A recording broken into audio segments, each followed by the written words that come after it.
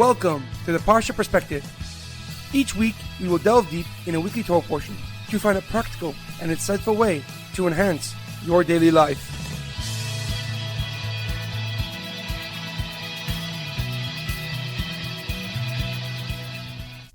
Thank you for tuning in.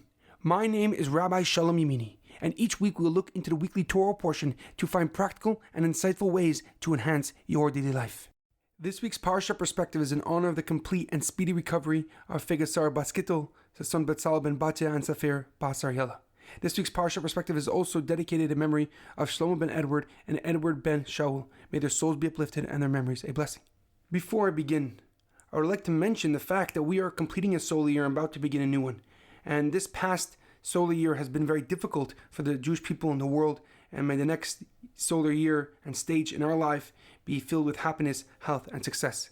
This week's Torah portion is Parshas Vayechi, and we complete the first book of the Torah, Sefer Bereshis.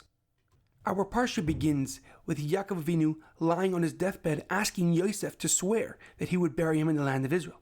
Yaakov then blessed Yosef's two sons, Efraim and Menashe, elevating them to his own son statuses as tribes within the Jewish nation. Yaakov then called his own children together for the final time.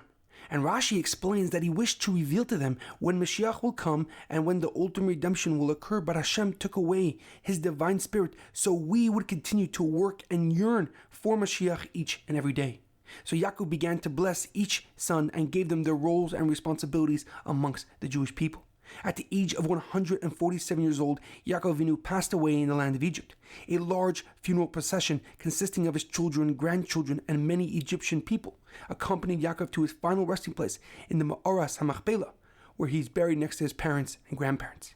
Yosef also passes away in Egypt at the age of 110 years old. However, his body was only removed many years later by Moshe Rabbeinu when the Jewish people were freed from slavery. However, a question comes to mind.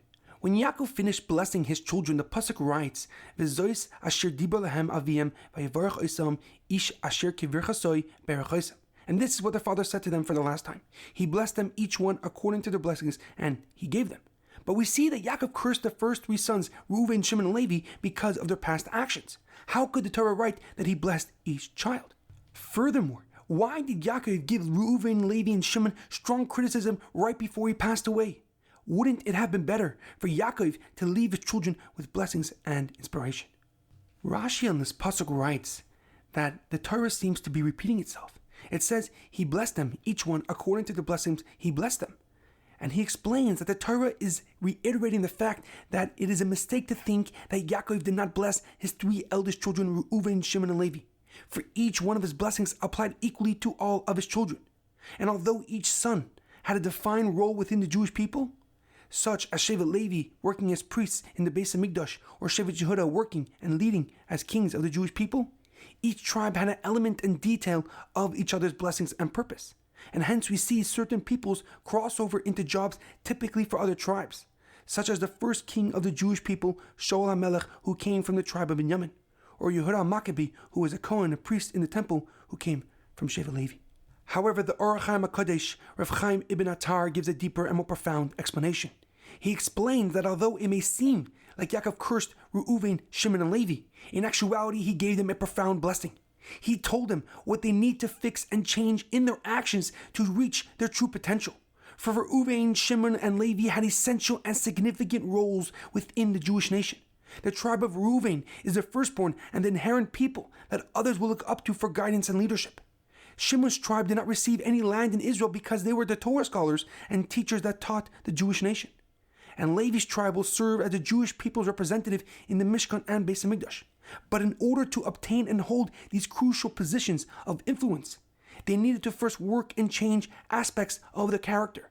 For Reuven, it was about having more and deeper respect for others. For Shimon and Levi, it was learning how to control and redirect their anger and energy into something productive and meaningful.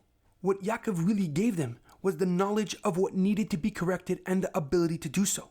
So Yaakov's brachos, blessings to Reuven, Shimon, and Levi, was the capability to see their powerful potential and the road leading to it.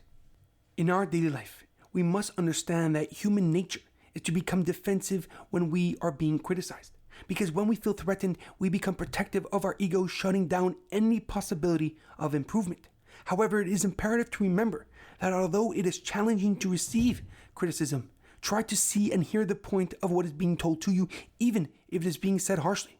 For you are being shown something that is holding you back from accomplishing your goals. More importantly, if you are offering constructive criticism, you should only do so in a sensitive manner. You must clearly convey that the reason you are critiquing their actions is for their benefit alone, and your only hope and intention is to help them achieve their potential. There's an amazing quote that I once heard. The trouble with most of us is that we would rather be ruined by praise than saved by criticism. Have a great weekend and a good Shabbos.